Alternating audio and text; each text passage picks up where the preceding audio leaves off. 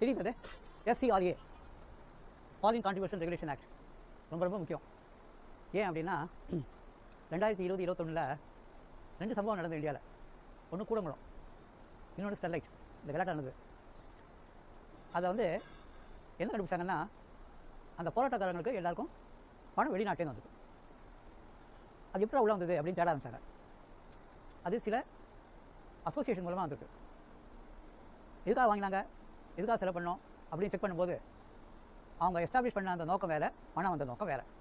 அதனால் என்ன பண்ணிட்டான், இதில் ஒரு புதுசாக ஒரு இன்சர்ஷன் கொடுத்துருக்கான். இதெல்லாம் ஆன்லைனில். முதல்ல எஃப்சிஆர் இருந்தபோது ஆஃப்லைனில் இருந்தது. நம்ம எல்லாம் பேப்பர் வந்து ஹியூமனிஸ்டிக் அம்சம். இப்போ எதுவுமே வந்து பேப்பர் கிடையாது, எல்லாம் ஆன்லைனில் கம்ப்ளீட்டாக. நம்ம செல்லி கந்தராஜ் போடுறோம் இல்லையா, அதெல்லாம் கம்ப்ளீட். இப்போ வந்து என்ன பண்ணிட்டான், இந்தியாவுக்குள்ளே பணம் வரணும்னா ஒரு 6 வழி வச்சுருக்கான். அந்த வழி மூலமாக தான் வரணும். சில பேர் நம்ம ஆஃபீஸே வந்திருக்காங்க, சார் ரிசர்வ் பேங்க்கில் வந்து ஒரு 600 கோடி வந்திருக்கு சார், அது வந்து நாங்கள் வந்து 12A ரிஜிஸ்ட்ரேஷன் தான் உடனே கொடுக்கலாம் சார் அப்படின்னு நிறைய பேர் வந்தாங்க. அதெல்லாம் ஃப்ராட். அந்த மாதிரிலாம் உலகே வராது. அந்த மாதிரி ஒரு தொழிலே கிடையாது, அந்த மாதிரி ஒரு சிஸ்டமே கிடையாது. இப்போ நம்ம பார்ப்போம் எப்படி வருதுன்றது. ஃபாரின் கான்ட்ரிபியூஷன், இதுதான் முக்கியமான வேர்டு. ஃபாரின் கான்ட்ரிபியூஷன்னா இந்தியாவில் இருக்கிறவனுக்கு. இந்தியாவில் இருக்கிறவனா யாருன்னா இந்தியன் பாஸ்போர்ட் ஹோல்டர். இதுதான் உன்னுடைய அத்தாட்சி. நீ உலகத்தில் நீ எங்கேயே சுற்றினாலும் if you are Indian passport holder, foreign நீ கொடுத்தியானா ஃபாரின் கான்ட்ரிபியூஷன் வராது. இது ரொம்ப ரொம்ப நம்ம முக்கியம் புரிஞ்சுக்கணும். ஏன் அப்படின்னா, சில பேருடைய ஃப்ரெண்ட்ஸ் ரிலேட்டிவ்ஸ்லாம் துபாயில் வேலை செய்கிறாங்க, ஆஸ்திரேலியாவில் இருக்காங்க, அமெரிக்காவில் இருக்காங்க. But Indian passport holder. ஏன் அப்படின்னா அவங்க வீசாவில் போயிருக்காங்க அங்கே வேலை செய்யறதுக்காக. அந்த கண்ட்ரியில் என்ன பண்ணுறாங்க, நீங்கள் வந்து வேலை செய்யணும்னா 3 வருஷம் வீசா, 5 வருஷம் visa, green card. But your passport is Indian passport. Indian passport holder வெளிநாட்டிலேருந்து பணம் அனுப்பினார்னா it is not a foreign contribution. Banking சேனலில் வரணும். அவங்க இந்தியன் கரன்சி எடுத்து வந்து கொடுக்கக்கூடாது. ஏன்னா கரன்சியில் ரெகுலேஷன் இருக்குது. அவன் கரன்சி எடுத்து போகிறது ஒரு ரெஸ்ட்ரிக்ஷன். பாஸ்போர்ட்டில் என்ட்ராஸ் பண்ண வெளிநாட்டில் போனால் எவ்வளோ கரன்சி வச்சிருக்க, எவ்வளோ ட்ராவல் ரெஸ்ட்ரிக்ட் வச்சிருக்க அப்படின்னு. அதனால் கரன்சி எடுத்து போகிறது ரெஸ்ட்ரிக்டட். அதனால் யாராவது வெளிநாட்டிலேருந்து நம்மகிட்ட கரன்சி கொடுத்தாங்கன்னா கூலி மட்டும் வாங்கக்கூடாது. ஏன்னா அந்த பாஸ்போர்ட்டில் கரன்சி இருக்கு அவனுக்கு. அவன் தான் பேங்க்கில் போய் சரண்டர் பண்ணும். நீ நேரம் உனக்கு ஃபாரின் கரன்சி போட்டு ஒரு $50 $5000 இருக்கு, நேரம் பேங்க்கில் போய் போட்டு வச்சுக்கோ. பேங்க் அவன் கூடுவான். இந்த பணம் எப்படி வந்து உனக்கு சார் யாரோ கொடுத்தாங்க சார், போலீஸ் ஸ்டேஷன் ரிப்போர்ட் பண்ணுவான். Next police station. Because you should not hold foreign currency. அதை ப்ராப்பர் சேனல் மூலமாக வரணும். அதனால் இப்போ ஃபாரின் கான்ட்ரிபியூஷன் அப்படின்னு வெளிநாட்டிலேருந்து வருது. He is not a Indian passport holder அப்படிங்கிறது முதல்ல தெளிவாக இருக்கணும். சார் அவர் சொல்கிறார் சார் இந்தியன் பாஸ்போர்ட் தானே, ஆனால் ப்ரூஃப் கொடுக்க மாட்டேங்களா சார் அப்படின்னா ஃபாரின் கான்ட்ரிபியூஷன். யார்கிட்ட நீங்கள் வந்து ப்ரூஃப் இல்லையோ அதெல்லாம் ஃபாரின் கான்ட்ரிபியூஷன். அவர் சொன்னார் சார், நான் கேட்டேன், எனக்கு தெரிஞ்சவர் பாஸ்போர்ட்டுடைய காப்பி அத்தாட்சி இருந்து அவர் பணம் கொடுத்து பேங்க் சேனலில் வந்தால் இவர் நாள் எனக்கு கொடுத்துருக்காரு, பர்சனலாக கொடுத்துருக்காரு அப்படின்னு. ரிலேட்டிவ் இருக்குது, நான் ரிலேட்டிவ் இருக்குது. ரிலேட்டிவ்னா ஒரு ட்ரீட்மெண்ட், நான் ரிலேட்டிவ்னா ஒரு ட்ரீட்மெண்ட். இன்கம் டேக்ஸ் ஆக்டில் நான் ரிலேட்டிவ் உனக்கு கிஃப்ட் கொடுத்தாங்கன்னா income from other sources, it's source of income, it is coming under income from other sources, section 56. அதனால் அது கவனமாக இருக்கணும். இப்போ இதுக்கு வருவோம் நம்ம. எதெல்லாம் ஃபாரின் கான்ட்ரிபியூஷன்? ஒரு பொருள் கொடுக்கலாம், அந்த பொருள் 1 லட்சத்துக்கு மேலே அன்னி டேட்டில் value, it is a foreign contribution. அது கீழே கொடுக்கலாம், it is not foreign contribution. வெளிநாட்டிலே வாங்கிக்கலாம். ஏதோ வந்து வராங்க ஒரு சிந்தா கொடுக்குறாங்க. எனி கரன்சி, இந்தியன் கரன்சி கொடுத்தாலும் தப்பு, ஃபாரின் கரன்சி கொடுத்தாலும் தப்பு. கான்ட்ரிபியூஷன் யார்? நான் இந்தியன் பாஸ்போர்ட் ஹோல்டர். அதே வந்து இந்தியன் பாஸ்போர்ட் ஹோல்டர் வந்து கரன்சி ஒன்று கொடுக்கலன்னா நீ வாங்கிக்கலாம், சும்மா கைமாற்றி வாங்கிக்கிறது தான், தேர் இஸ் நோ ப்ராப்ளம். நான் இந்தியன் அமெரிக்கன் சிட்டிசன் கிட்ட வந்து ரூபா கொடுக்கலன்னா ஃபாரின் கான்ட்ரிபியூஷன். அது வாங்கலாமா கூடாது அப்புறம் பார்க்கலாம். இதெல்லாம் foreign contribution. Any security, shares, debentures, mutual fund, bonds, இந்த மாதிரி ஏதாவது ஃபிக்ஸட் டெபாசிட்டு, இதெல்லாம் ஏதாவது வெளிநாட்டுக்காரங்க கொடுத்தாங்கன்னா இட் இஸ் ரெஸ்ட்ரிக்டட்.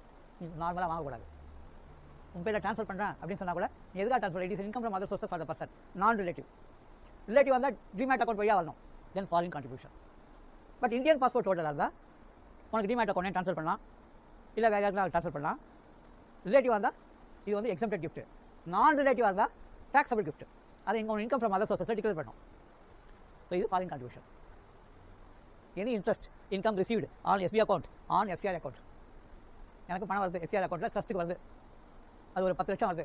நான் வந்து 2 லட்சம் 3 லட்சம் செலவிக்கிறேன். ஏன்னா மெதுவாக போகிறது ப்ராஜெக்ட். 8 லட்சம் பேங்க்லேயே இருக்குது. 8 லட்சத்துக்கு வட்டி கொடுப்பால, அந்த income is also foreign contribution. அதில் ஒரு காலம் சொல்லியிருக்கான், அந்த காலத்தை சொல்கிறேன். செல்வி கந்தராஜுக்கு அந்த காலத்தில் போடணும். It should be shown in ஒரு காலம் சொல்லியிருக்காங்க. Not a foreign contribution. இது கான்ட்ரிபியூஷன் ஏதோ சொன்னது, not a foreign contribution. Export of goods from India to outside India. அப்போ என்னது, இது 3 வழியில் போகலாம். ஒன்று லேண்ட் வழியாக போகலாம். எந்தெந்த கண்ட்ரிக்கு லேண்ட் வழியாக போகலாம்? நம்மளை சுற்றி எந்த கண்ட்ரி இருக்காங்க? பாகிஸ்தான் இருக்காங்க, நேபாள் இருக்காங்க, ஸ்ரீலங்கா கடல் கடந்து போகணும். இனிமேல் தான் பாலம் போட போகிறாங்க, அது அப்புறம் பாலம் போட்டோன்னே பார்த்துக்கலாம். பங்களாதேஷ், மயன்மார், பர்மாக்கு நேராக போயிடலாம், பார்டர் இருக்குது. மணிப்பூர்லேருந்து நேராக போடலாங்க. இந்த கண்ட்ரிஸ் எல்லாம் லேண்டு மூலமாக போகலாம். லேண்டு மூலமாக எக்ஸ்போர்ட் பண்ணால் ஒவ்வொரு இடத்துலையும் என்ன பண்ணால் கஸ்டம் ஸ்டேஷன் வச்சிருப்பான். நம்ம இப்போ போகிறோம்ல ஷிப்பிங் பில், அவன் அதை சீல் பண்ணுவான். நம்ம எப்போ இந்த custom, air custom, ship custom, land custom இருக்குது. பஞ்சாபில் இருக்குது, பாகிஸ்தானில் போகிறதுக்கு பஞ்சாப் அட்டாரி பார்டர் இருக்குது. லேண்டு மூலமாக போகலாம், ஏரோப்ளைன் மூலமாக போகலாம், கப்பல் மூலமாக போகலாம், போஸ்டல் மூலமாக போகலாம், குரியர் போஸ்டல் இருக்குல்ல அது மூலமாக போகலாம். இந்த மாதிரி போயிட்டு அவங்க என்ன பண்ணுவாங்க, இன்வாய்ஸ் நம்பர், பேக்கிங் லிஸ்ட் எல்லாம் வாங்கி எல்லாம் கம்ப்ளீட் ஆகி இம்போர்ட் எக்ஸ்போர்ட் கோட் நம்பர் வாங்கி பேங்க் அக்கௌண்ட் வாங்கி ஆன்லைனில் பண்ணால் EDA இருக்குது, எலக்ட்ரானிக் டேட்டா இன்டர்சேஞ்ச், அது வழியாக போனால் ஒன்றும் ப்ராப்ளம் இல்லை. அதில் பணம் வந்துன்னா it is an export of goods. அதனால் நீங்கள் வந்து கஸ்டம் ஸ்டேஷனில் ஆத்தரைஸ் பண்ணி போயிருக்கிறதால it is not a foreign contribution, it is a business, trade, commerce. இந்த இதில் இது ஒன்றாலும் பரவாயில்ல, அத்தாட்சி இருக்கணும். இப்போ இங்கேருந்து நீங்கள் வந்து சாஃப்ட்வேர்லாம் எக்ஸ்போர்ட் பண்ணுறோம். சாஃப்ட்வேர் டெக்னாலஜி பார்க்கில் இருக்குது. அவன் என்ன பண்ணுறான், யாரெல்லாம் வந்து எக்ஸ்போர்ட் பண்ணுறாங்களோ அவங்களாம் ஃபாரின் கரன்சி வந்துன்னா அவன் வந்து இன்வாய்ஸ் நம்பரை அட்டஸ்ட் பண்ணுவான். என்ன அட்டஸ்ட் பண்ணுவாங்கன்னா, இவங்க வந்து இந்த சாஃப்ட்வேரை எக்ஸ்போர்ட் பண்ணியிருக்காங்க, அதனால் அதுக்கு வந்து ₹1 சார்ஜ். யார் நமக்கு யார் ஃபாரின்லேருந்து வருது பணம்? சேல்ஸ் டேட்டா, ஸ்மார்ட் ரேடியேட்டர்ஸு, அதுக்கப்புறம் வந்து அரம், இவங்க என்ன பண்ணுறாங்களோ அது வந்து ஃபாரின் கான்ட்ரிபியூஷன். இதில் என்ன அப்படின்னா, ஒன்று எக்ஸ்போர்ட் இன்வாய்ஸ் போகும், சர்வீசஸ் கூட போகும், அது சாஃப்ட்வேர் பார்க்க கூட போகும். அது இல்லாமல் குட்டி குட்டி அமௌண்ட்லாம் உள்ள ஒரு பேங்க்கார வெளிநாட்டிலேருந்து பணம் வந்து என்ன கேட்பான், எதுக்கு இது பணம் வந்துருக்கு? FIRC, foreign invert remittance certificate. அது வாங்கலைன்னா ஃபாரின் கான்ட்ரிபியூஷன் அஃபெக்ட் ஆகுது. அதனால் எல்லா பிஸ்னஸும் ஏதாவது ஒரு அத்தாட்சி வேணும். யார் உனக்கு பணம் கொடுக்குறானோ அவனுடைய கன்ஃபர்மேஷன், ஐ ஆம் சென்டிங் திஸ் பண்ணி டுவர் சர்வீசஸ் அவைல்டு ஃப்ரம் யூ, ஏதோ ஒன்று இன்வாய்ஸ் போட்டு அது பண்ணி அவங்ககிட்ட கொடுத்துருந்தோம் பேங்க்கில். FIRC வாங்க வேண்டியது உங்கள் பொறுப்பு. அட்வான்ஸ் பேமெண்ட்டும் அது அட்வான்ஸ் பேமெண்ட் இனிமேல் வரப்போ 5 லட்சம் பைசஸ் அங்கேருந்து பணம் வந்தது, இனிமேல் எக்ஸ்போர்ட் பண்ண போகிறாங்க. அதை அட்ஜஸ்ட் பண்ணுறதுக்கு அது பேங்க்கில் கொடுத்து ₹100 பணம் வந்திருக்கு, இது அந்த முதல் இன்வாய்ஸ் அட்ஜஸ்ட் பண்ணுறேன், பாக்கி இருக்கிற அடுத்த இன்வாய்ஸ் அட்ஜஸ்ட் பண்ணுறேன் அப்படின்னு நம்ம சொன்னோம். அந்த அட்ஜஸ்ட் பண்ணுறதுக்கு நார்மலாக பீரியட் வந்து 6 months, 9 months, 1 year depending upon the period.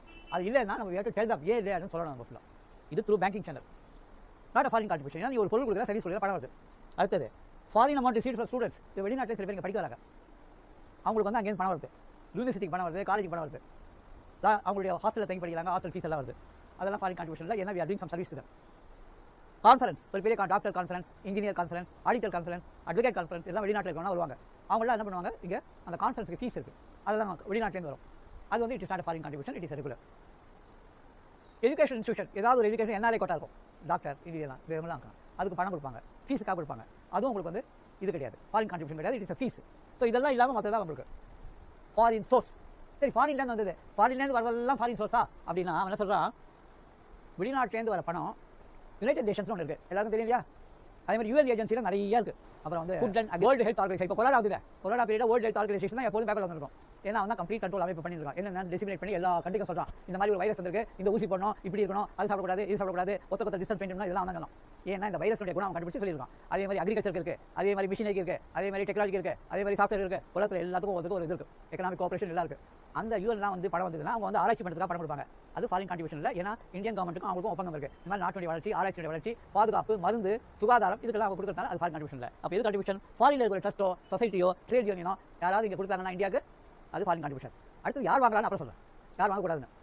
Government, foreign government என்ன பண்ணுவான், பைலேட்டரல் ட்ரேடில் பணம் கொடுப்பான், அதுவும் ஃபாரின் கான்ட்ரிபியூஷன்.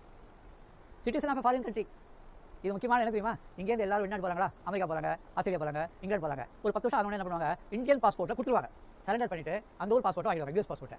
ஆனால் ஒன்று என்ன, OCI கார்டு இருக்குது, overseas citizen of India, person of Indian origin, 2 card இருக்குது. அது என்ன அர்த்தம் அப்படின்னா, இவங்க ஃபாரின் பாஸ்போர்ட் வாங்கினாலும், ஃபாரின் சிட்டிசன் ஆனாலும் இவங்களுடைய ரூட் வேர்கள் வந்து இந்தியாவில் இருக்கிறதால அவங்களுக்கு வந்து சில கன்செஷன் கொடுத்துருவோம். இருந்தாலும் he is a foreign citizen. இங்கேருந்து அமெரிக்கா போய் பாஸ்போர்ட்டை கொடுத்துட்டு அவங்க அமெரிக்காலே செட்டில் ஆகி அமெரிக்கன் சிட்டிசன் ஆகி அங்கேருந்து உனக்கு பணம் இருக்குன்னா ஃபாரின் சோர்ஸ். சார் இல்லை சார், எங்கள் சித்தப்பா தான் சார், சித்தப்பா எல்லாம் பர்சனல் பாஸ்போர்ட் என்ன இந்த இடத்துக்கு வர ஏன் அப்படி சொல்கிறாங்க. ஃபாரின் கம்பெனிஸ் தான் நம்ம ஊரில் லிமிடெட் கம்பெனியில், அந்த ஊரில் என்ன கம்பெனி இருந்தாலும் partnership, proprietary, LLP, LLC, trust, society, trade union, unincorporated என்ன வேணும் அது ஃபாரின் அங்கே ரீஸ்ட் ஆகி அங்கே இருந்தாங்கன்னா அதுதான். இது வந்து என்ன அப்படின்னா, ஃபாரின் சிட்டிசனில் பர்சன் ஆஃப் இந்தியன் ஆரிஜின் இருக்குது, நான் இந்தியன் இருக்குது. அதாவது வெளிநாட்டுக்காரன் அமெரிக்காலே வந்து அமெரிக்காலே வரலாம், இல்லை ஆஸ்திரேலியா வந்து ஆஸ்திரேலியா, இந்தியாவுக்கு அவனுக்கு சம்மந்தம் கிடையாது. இவங்க ஒரு கேட்டகரி, இவங்க ஒரு கேட்டகரி.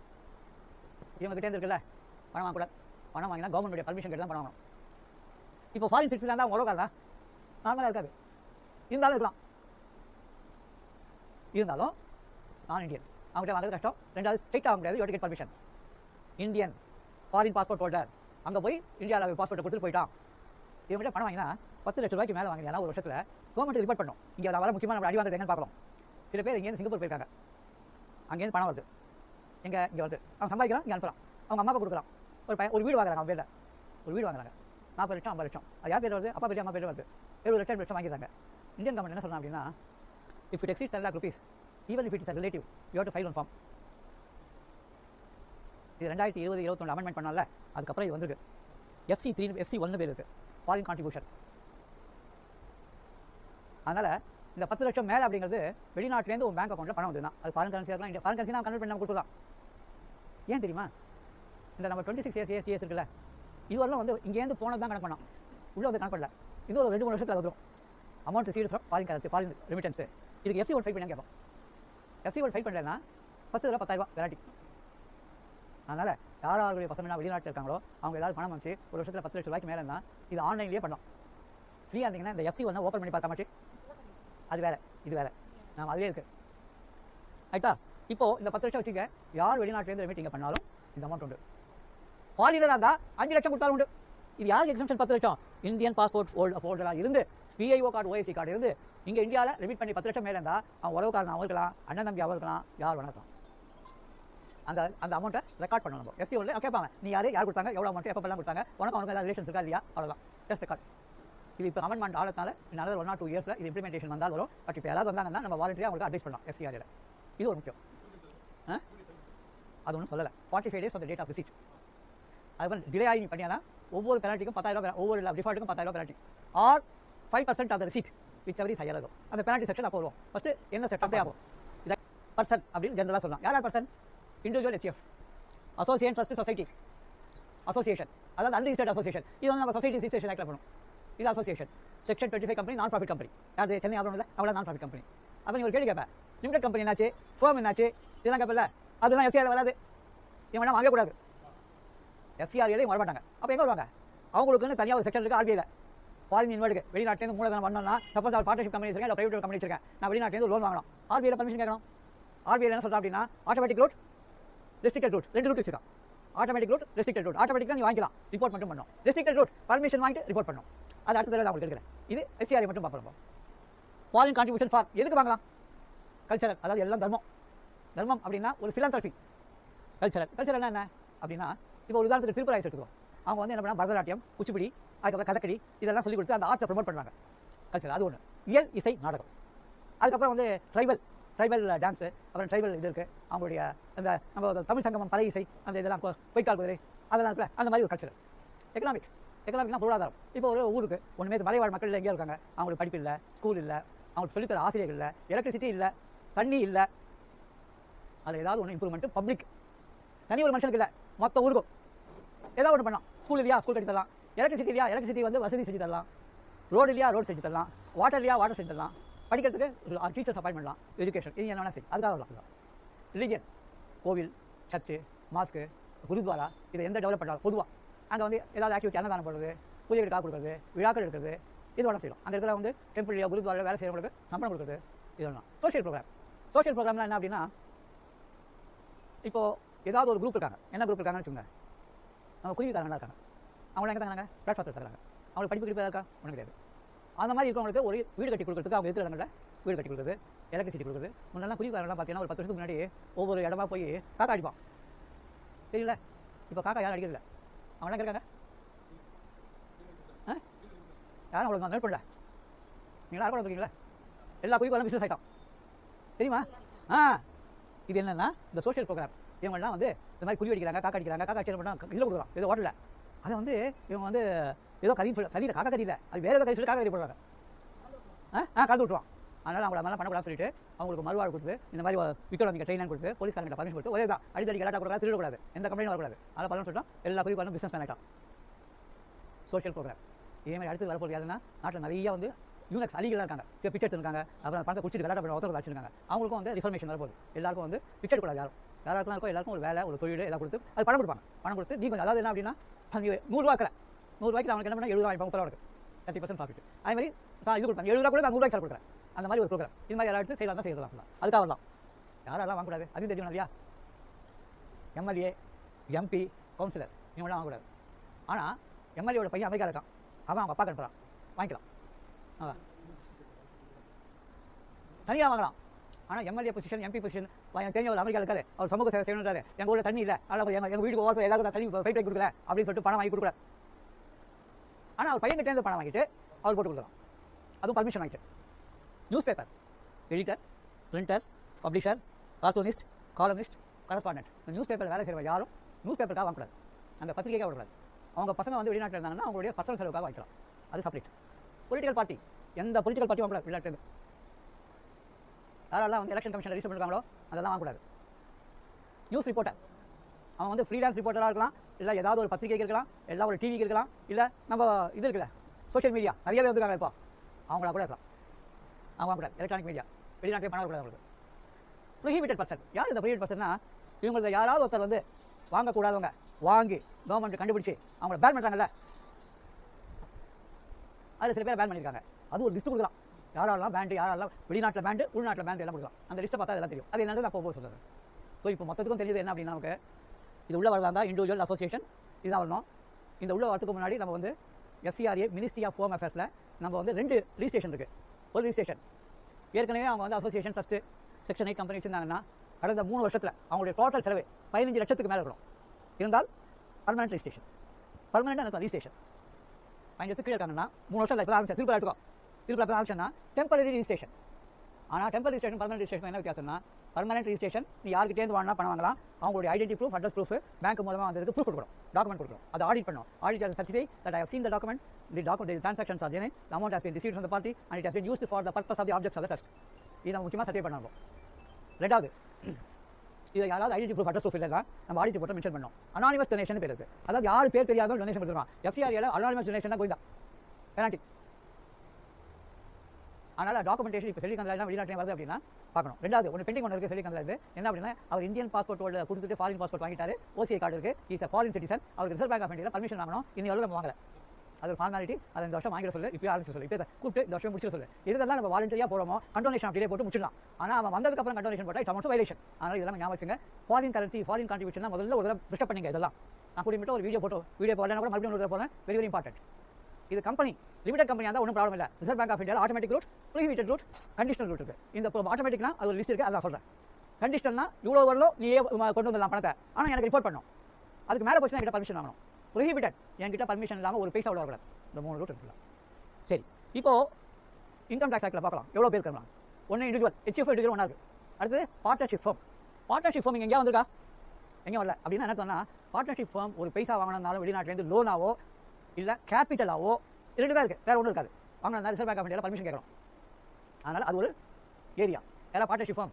எங்களுடைய ஃப்ரெண்டு வந்து அமெரிக்காவில், ஃப்ரெண்டு இல்லை என்னுடைய சொந்தக்காரர் அமெரிக்காவில் இருக்காரு, வெளிநாட்டில் இருக்காருன்னா முதல் கேள்வி என்ன வரணும்னா, இந்தியன் பாஸ்போர்ட்டா ஃபாரின் பாஸ்போர்ட்டா? இந்தியன் பாஸ்போர்ட்டாக தான் பரவாயில்ல, எல்லாத்துக்கும் கன்ஃபர்மேஷன் ஆகணும். ஃபாரின் பாஸ்போர்ட்டாக தான் அவங்க ஐடி ப்ரூஃப், அட்ரஸ் ப்ரூஃப், அவங்க யார் அப்படின்னு சொல்லி தான் வாங்கணும். அது ரிசர்வ் பேங்க் ஆஃப் இந்தியாவில் நம்ம பர்மிஷன் கேட்டு தான் வாங்கணும். ஃபார்ம் வேறு என்ன இருக்குது, எல்லாத்தையும் ஃபார்மும் ஒன்று பேங்க்கில் கேட்கணும். ஆட்டோமேட்டிக் ரூட்லாம் கிடையாது. பிரைவேட் லிமிடெட் கம்பெனினா கம்பெனி செக்டர் வருது, அதுக்கு வந்து RBIல automatic route, conditional route, prohibited route, அது என்ன வருதுன்னு பார்த்துக்கணும். இதெல்லாம் விட்டு சொசைட்டி டஸ்ட் தர்மஸ்தாபனம் வந்துருக்கு. இன்னொன்று வந்து ஆர்டிஃபிஷியல் ஜுரிடிக்கல் பர்சன் இருக்குது. யாருன்னா இந்த கோவில்கள் இருக்கிற கோவில், குருத்வாரா, சர்ச்சு, மாஸ்க் இருக்குல்ல, அவங்களாம் அது பெரும்பாலானவங்க என்ன பண்ணுவாங்க, இதில் வந்துருவாங்க. இதில் இப்போ சேம்பர் ஆஃப் காமர்ஸ் இருக்குல்ல, அதெல்லாம் இது வந்துடும். சேம்பர் ஆஃப் காமர்ஸ் எல்லாம் இங்கே வந்துடும். நிதி கம்பெனி ப்ரொஹிபிட்டட், வாங்கவே கூடாது, நிதி கம்பெனி தான். அதனால் இந்த 6 கூட தான் உங்களுக்கு வர முடியும். இதில் பிரிச்சாச்சு 1, 2, 3, 4, 2 வந்து இது வந்து ட்ரஸ்ட் அண்ட் சொசைட்டியில் ரீச் ஆச்சு. ட்ரஸ்ட் அண்ட் சொசைட்டி இல்லாத ஒரு அசோசியேஷன். இது என்ன அசோசியேஷன் அப்படின்னா, நம்ம ஸ்போர்ட்ஸ் அசோசியேஷன் இருக்குல்ல, ஒலிம்பிக் அசோசியேஷன், அதனால அது உள்ள வந்துடும். இருந்தாலும் அவங்க வந்து affiliated to foreign association, Olympic association, அதுக்கப்புறம் வந்து ஏஷியன் ஃபெடரேஷன், அதெல்லாம் அவங்களாம் வருவாங்க. கவர்மெண்ட்டால் நிச்சயிக்கப்பட்டிருக்குது, அவங்களால வந்துருவாங்க. ஸோ இதை தவிர வேறு யாரும் உங்களுக்கு வந்து உள்ள ஃபாரின்லேருந்து பணம் வரதுக்கு சான்ஸே இல்லை. அப்படி வந்துன்னா யாராவது ஒருத்தர் நம்மகிட்ட வந்து, சார் அவன் வந்து ஒரு பணம் என் ஃப்ரெண்ட் அனுப்புறாரு, ஒரு 200 கோடி வந்து ரிசர்வ் பேங்க் வந்து அப்படியே ரெடியாக இருக்குது, அவன் தந்து விட்டாலும் என் பேங்க்கில் வந்துடும். அதெல்லாம் வரதுக்கு சான்ஸே இல்லை. க்ளோஸ் இயர்ஸ், அதெல்லாம் ஃப்ராட். அந்த மாதிரி 200 கோடிலாம் அங்கே வந்தெல்லாம் உட்காராது, அதெல்லாம் கிடையவே கிடையாது. யாராவது இருந்தாலும் சொல்லிட்டு, சார் வந்து இருந்தால் நீங்கள் நேராக போய் ஒரு லெட்டர் கொடுத்து நீங்கள் வாங்கிங்க சார் உங்கள் பேங்க்கில், எங்களுக்கு அதெல்லாம் தெரியாது சொல்லிடுங்க. ஏன்னா அந்த டைம் வேஸ்ட் பண்ணுறது வேஸ்ட். இவ்வளோ கெட்டுப்படி போட்டிருக்கான் அவன் உட்வாட சும்மாவை 600 கோடி ரூபாய் 200 கோடி ரூபாய் அங்கே ரிசர்வ் பேங்க்கில் வந்தேன்னா, அங்கே வந்த உடனே உனக்கு தெரியறதுக்கு முன்னாடி இங்கே வந்து ஐவி வந்துடுவான், யார் நீ எதுக்காக வந்திருக்கு அப்படின்னு. It never happens. எல்லாம் சும்மா ஏமாற்ற வேலை தான். ஸோ இதான் ப்ராட் வியூ ஆஃப் FCRA. இதுக்கப்புறம் அடுத்தது வந்து நம்ம என்ன பார்க்க போகிறோம் அப்படின்னா, எது மீறினால் என்னென்ன பெனால்ட்டி மொத்தம் தெரிஞ்சுக்கணும். As an auditor what is our responsibility, நம்ம மீறினால் நமக்கு என்ன பெனால்ட்டி அப்படின்னு தெரிஞ்சுட்டு நம்ம பண்ணலாம். சிம்பிள். ஒவ்வொருத்தரையும் இது அப்படியே நம்ம காது கொடுத்து கேட்டு நம்ம ப்ராக்டிக்கலாக ஒரு வேலை பார்த்தோம்னா நமக்கு எல்லாம் தெரிஞ்சுவிடும், எல்லாத்தையும் தெரிஞ்சுவிடும், எல்லாத்தையும் பண்ணலாம். அப்கிரேட் வசார். ரெண்டாவது முக்கியமானது என்ன அப்படின்னா, இப்போ எக்ஸிட் 10 lakh rupees உன் பையன் அப்பாவுக்கு பையன் அனுப்பிச்சாலும் அம்மாவுக்கு பையன் அனுப்பிச்சாலும் 10 லட்சத்துக்கு மேலே ஒரு போச்சுன்னா அவன் பேர்லேயே வீடு வாங்கினாலும் ஸ்க்ரூட்டினி நோட்டீஸில் வருது. ஏன் அப்படின்னா இப்போ என்ன பண்ணுறாங்க, அம்மா ஹவுஸ் ஒய்ஃப், அம்மா பேரில் பையன் பணம் அனுப்பலாம், இல்லை அப்பா பேரில் அனுப்பலாம், அப்பாவும் அம்மாவும் சேர்ந்து வீடு வாங்குறாங்க 1.25 கோடி ரூபா. அது என்ன, அந்த அம்மாவுடைய 26 இயர்ஸில் வந்து உட்காரும், ஏஸில் வந்து உட்காரும். எங்கே இந்த பணம் வந்துன்னா என் பையன் அனுப்பிச்சான், பையன் எங்கே இருக்கான், வெளிநாட்டில் இருக்கான், சரி அனுப்பிச்சா Indian passport holder, no problem. இதை நம்ம வந்து FC ஒன்றில் ரெக்கார்ட் பண்ணக்கூடாதா, பண்ணணும். ஏன் அப்படின்னா வெளிநாட்டிலேருந்து வர பணம் exceeding 10 lakh rupees, even though is an Indian passport voter, FC one நாளைக்கு என்ன கேட்பா அப்படின்னா, if whether you filed the remittance with FCRA, have you complaint with FCRA, அவன் சொல்லணும் have you complaint with FCRA, அப்போ தான் FCRA சொல்லிக்க தெரியாது. ஏன்னா யாரும் பண்ணல, இப்போ என்ன பண்ண போகிறாங்க. ஆனால் யாராவது வந்தாங்கன்னா டெல் தம் எஃப்சிஆர் எம்சி ஒன்ல நீங்கள் ஃபைல் பண்ணணும். அவங்களுடைய பேங்க் பாஸ்புக் அம்சத்துக்கு கன்ஃபர்மேஷன் எல்லாத்தையும் வாங்கிக்கங்க, வாங்கிட்டு அப்லோட் பண்ணுங்க. யார் பேங்க் அக்கௌண்ட்டில் பணம் வந்திருக்கோ 50% அப்பா 50% அம்மா, 2 ஃபார்ம் சார்ஜ் ஃபீஸ். ஏன் இதெல்லாம் சொல்கிறேன் அப்படின்னா தீஸ் ஆர் ஆல் கம்ப்ளைண்ட்ஸ். அதனால் இது கம்ப்ளைண்ட்ஸ் இல்லாமல் விட்டா இப்போ வரப்போலாம். அப்போ ஏன் அப்படின்னா எல்லா டேட்டா வச்சுருக்கான். இது எதுக்காக அப்படி வரல அப்படின்னா மெதுவாக ஃபஸ்ட்டு வந்து பிஸ்னஸ் வருவான். பிஸ்னஸ் ரிலேட்டட் பீப்புள் வராங்கல்ல, அவங்களுக்கு வருவான். அவங்க என்ன பண்ணுவாங்க, பணம் வாங்கி கேபிட்டல் இன்வெஸ்ட் பண்ணுவாங்க, இல்லை பணம் வாங்கி ஃபிக்ஸட் டெபாசிட் போடுவாங்க. சில பேர் இப்போ அறியல இப்போ அவங்க வந்து பொண்ணு வந்து இங்கிலாந்து இருக்குது, அதனால் சொல்ல இங்கிலாந்தில் 2% வட்டி. பணம் வச்சிருந்தா ஃபிக்ஸட் டெபாசிட் போட்டால் 1.5% 2%. ஜப்பானில் கிடையவே கிடையாது, அமெரிக்காவில் கிடையாது. அவங்க என்ன பண்ணுறாங்க, இந்தியாவில் வந்து 6% இருக்குது, அமெரிக்காவில் 6%, இன்னும் இந்தியாவில் 6%. நான் அங்கே இருக்கிறத நான் அனுப்புறேன், உங்கள் வேலை போட்டுங்க, 30% டேக்ஸ் கட்டுங்க, 1.8%, 4.2% வருது. Something fabulous. அங்கே கிடையவே கிடையாது, இங்கே வருது. அது இன்கம் டேக்ஸ் ரிட்டர்ன் ஃபைல் பண்ணால் வாங்கிதான் இவ்வளோ சொல்லுங்க இருக்குது. அதனால் இந்த மாதிரி படம் வரதுக்கு சான்ஸ் இருக்குது. As of file FC1 then deposit. இல்லை டெபாசிட் போட்டுட்டேன், நான் பண்ணல, எனக்கு தெரியாது, பண்ணுங்கள், செக் த டேட்டா பண்ணுங்கள். It's tremendous complaints. கேட்டால் தான் நம்ம சொல்லலாம். ஃபாரின் கரன்சி ரெகுலேஷன் இது மாதிரி நீங்கள் பண்ணணும், அனுப்பு. இதெல்லாம் தான் நம்மளுடைய வந்து தொழிலுடைய அடுத்த step. Try to do all these things. ரொம்ப கஷ்டம் ஒன்றும் இல்லை. இந்த FC1 எதாவது எடுத்து பாருங்க, என்னென்ன கேட்கறது ஆன்லைனில் இருக்குது. அந்தந்த யாரெல்லாம் ஆட் பண்ணீங்களோ அவங்க ஞாபகம் வச்சுங்க, ஒரு ரெஃப்ரெஷ் பண்ணுங்கள். ஃபாரின்லேருந்து வரனா 10 லட்சம் கிடையாது. இந்தியன் பாஸ்போர்ட் ஹோல்டர் வெளியிலேருந்து வந்தால் தான் 10 லட்சம் உனக்கு. 5 லட்சம் foreign passport holder, OCI card இது வந்தாலும் கிடையாது. இந்தியன் பாஸ்போர்ட் ஹோல்டர் தான் 10 லட்சம். ஃபாரின் பாஸ்போர்ட் ஹோல்டருக்கு 2 லட்சம் கொடுத்தா கூட தூங்கி வந்துருங்க. முதல்ல கொடுத்தா இனி article or think more than 1 lakh rupees for personal use. Less than 1 lakh வேண்டாம், மோர் தேன் 1 lakh ஒன்றும் இருக்குது. அது கொஞ்சம் இது பார்த்தா ஒரு 2 தடவை பார்த்தா தெரிஞ்சு போயிடும் உங்களுக்கு. So it's very important. இது வந்து இனிமேல் வந்து எக்கானமி டெவலப் ஃபண்ட் வர இதெல்லாம் கண்ட்ரோல் இருக்கும். அது டே வில் கம். ஏஎஸ் உங்களுக்கு வரதுக்கு இது இருக்குது. அதனால் யாரெல்லாம் வெளிநாட்டில் வந்து இங்கே அசெட் வாங்குறாங்களோ அவங்களெல்லாம் க்ளீனாக வாட்ச் பண்ணி ஒரு தடவை கேட்டு ஒரு ஃபார்ம் ஃபைல் பண்ணி அந்த ஆளுக்கு தகுந்த மாதிரி ஃபீஸ் வாங்கிக்கணும். It's good service for us. ஓகேவா? Right, we close.